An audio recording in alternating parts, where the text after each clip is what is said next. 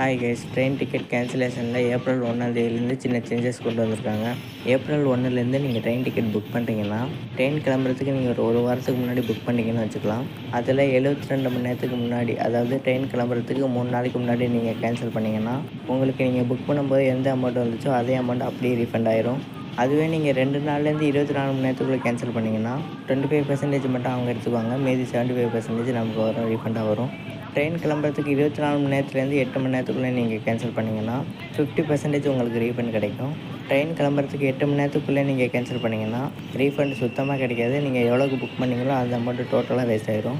அதனால் இனிமேல் நீங்கள் ட்ரெயின் டிக்கெட் புக் பண்ணும்போது கன்ஃபார்மாக ட்ராவல் பண்ண போகிறீங்கன்னா மட்டும் புக் பண்ணுங்கள். டிக்கெட்டை புக் பண்ணிட்டு உடனே பிளான் கேன்சல்ன்ட்டு ட்ரெயின் டிக்கெட்டை கேன்சல் பண்ணிங்கன்னா டோட்டல் அமௌண்ட்டும் வேஸ்ட் ஆயிரும். அதனால் இந்த நியூ ரூலாக நல்லா ஞாபகம் வச்சுக்கோங்க.